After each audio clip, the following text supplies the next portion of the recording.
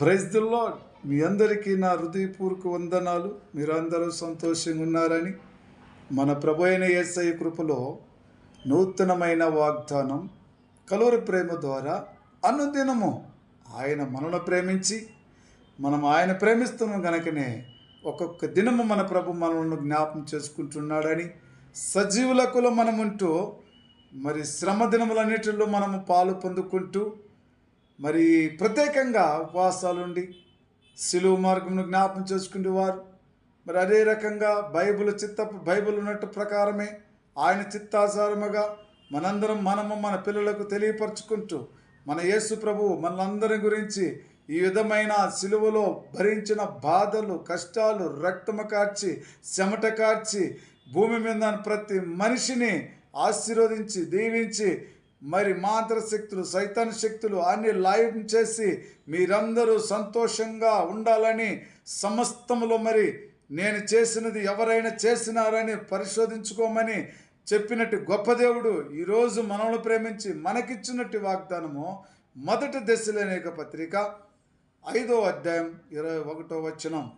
సమస్తమును పరిశోధించి మేలైన దానిని వెదుకుడి. ఈరోజు ప్రేమైన సహోదరి సహోదరులారా, సమస్తమును మనం పరిశోధించేస్తాం.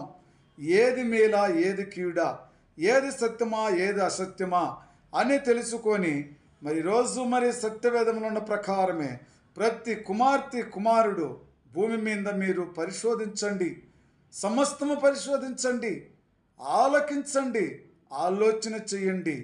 మీ హృదయములో ఎవరు ఉంటే మీకు మేలు, మీ కుటుంబంలో ఎవరు ఉంటే మీకు మేలు, మరి మీ కుటుంబంలో ఏ ఇబ్బందుల పాలైనప్పుడు ఎవరి దగ్గర మొరపెట్టితే మీకు మేలు జరిగినది. ఈరోజు మరి అందుకే ఆయన అంటున్నాడు, మీ పాపములను తుడిచివేసి మిమ్మలను విమోచించి ఇశ్రాయేలు జనాంగమా మిమ్మల్ని అందరూ నేను ఆశీర్వదిస్తున్నాను, దీవిస్తున్నాను, కాపాడుతున్నాను, కరుణిస్తున్నాను. ఎందుకంటే సిలువలోని నేను మీ పాపములు పరిహారం చేసిన గొప్ప దేవుణ్ణి. నువ్వు ఇబ్బందుల పాలైండి దుఃఖములో ఉంటున్నావా? నీ దుఃఖమును నేను మరి దీవెనగా మార్చివేసే దేవుడిగా ఉంటున్నాను చెప్తున్నాడు. ఆయన దయామయుడు, కరుణామయుడు, ప్రేమపూరితుడు కదా, దీన మనసు కలిగిన తండ్రి కాబట్టి విమోచించి మిమ్మల్ని ఆశీర్వదించిన చెప్పిన గొప్ప దేవుడు ఈ శ్రమ దినములలో ఏ బిడ్డ అయితే మరి ఆయన నామను జ్ఞాపం చేసుకుంటున్నాడో ఉపవాసములో ఉండి యేసు నామను జ్ఞాపం చేసుకుంటే మంచిది. ఆయన వచ్చేంత వరకు ఆయన సిలువలో అనేకమైన బాధలు పొందినాడు, అనేకమైన కొరడాలతో కొట్టబడినాడు, తిట్టబడినాడు, అనేక గాయపరుచుకున్నాడు. ఇంకంతేకాకుండా ముఖం మీద ఊయబడినది అయినా తుడుచుకున్నాడు. శాంతిమయుడు, కరుణామయుడు, దయామయుడు. ఆ ప్రేమ నీలో నాలో ఉండాలని సిలువలో చూపించినాడు కదా.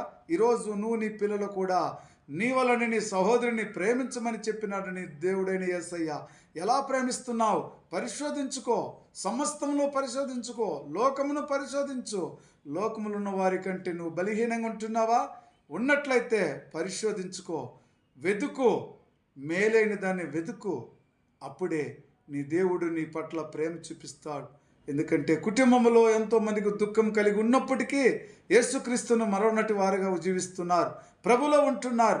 కుటుంబంలో అనేకమైన ఇబ్బందులు కలగవచ్చు, అనేక సమస్యలు కలగవచ్చు, దేవుణ్ణి వదలకుండా జీవిస్తున్నారు. దేవుని కోసం ఉండాలా, మనుషుల కోసము మెప్పు పొందుకునటానికి ఏది చేయకూడదు. ఈరోజు నువ్వు కలువరి ప్రేమను గుర్తు చేసుకో, ఈరోజు కలువరి సిలువను గుర్తు చేసుకో. కలువరి సిలువలో ఆయన గుర్తు చేసుకుంటే నీ హృదయము మరి ఆయనను గురించి ఆలోచన కలిగి ఉండాలి. ఏ ఆలోచన ఉండకూడదు. యేసు ప్రభు యొక్క ఆలోచన తలంపులో ఉండాలి. ఈరోజు ఆయన ఒక బలి పశువుగా తనను తాను సమర్పించుకున్నాడు. ఆయనే సమర్పించుకున్నాడు, ఎవరు బలవంతము చేయలేదండి. మానవుల కోసము పరలోకం నుంచి వచ్చిన తండ్రి ఎవరు బలవంతంగా సిలువ ఎక్కలేదు. ఆయన తనను తాను సమర్పించుకొని ఈ మానవుడి యొక్క పాపం పరిహారం అయిపోవాలంటే యేసుక్రీస్తు రక్తం ఒకటే, మరి ఏరే రక్తముతో పరిహారము కాదని నిజంగా దేవుడే తన గొర్రె పిల్లగా తన కుమారుణ్ణి లోకానిగా పంపించినాడు.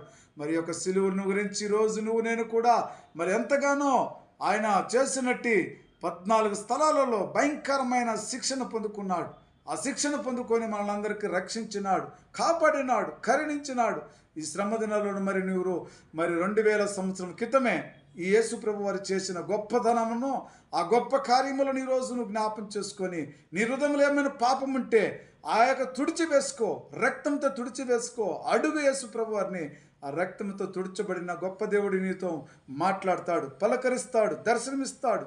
ఆ దేవుడు ఈరోజు మనందరితో మాట్లాడవచ్చున్నాడు కదా. దేవునికి స్తోత్రం. చిన్న ప్రార్థన చేసుకుందాం. ప్రేమ కృపాజ్యం గల తండ్రి, పరిశుద్ధుడా, నాయనా, మీరు చెప్పిన మాట ప్రకారం మేము పరిశోధించుకొని మా జీవితాన్ని తండ్రి అరికాల నుంచి తలనెత్తి వరకు నా ప్రభువా ఒక్కసారి మేము ఆలోచన చేసి మేమేమై ఉన్నామో లోకములో, ఎవరికి మేలు చేస్తున్నామా, కీడు చేస్తున్నామా? యేసు ప్రభు వారు ఎవరికి మేలు చేసినాడా, కీడు చేయడానికి పరలోకం నుంచి వచ్చాడా? అందరికీ మేలు చేయటానికి తనను తాను తగ్గించుకొని రక్తముతో కార్చి, చెమటతో కార్చి మన పాపములను పరిహారము చేసిన మన యేసుక్రీస్తు రక్తమే కదా ఈరోజు అందరిని ఆశీర్వదించింది, కాపాడినది. నీ కుటుంబంలో దీవెనగా మార్చబడినట్టు బిడ్డలుగా ఉంటున్నారు కదా. దేవునికి స్తోత్రం. ఆయనకే ఘనత, మహిమ, ప్రభావం కలగాలని యేసుక్రీస్తు నామములో ప్రార్థించున్నాను తండ్రి. ఆమేన్. Praise the lord. God bless you.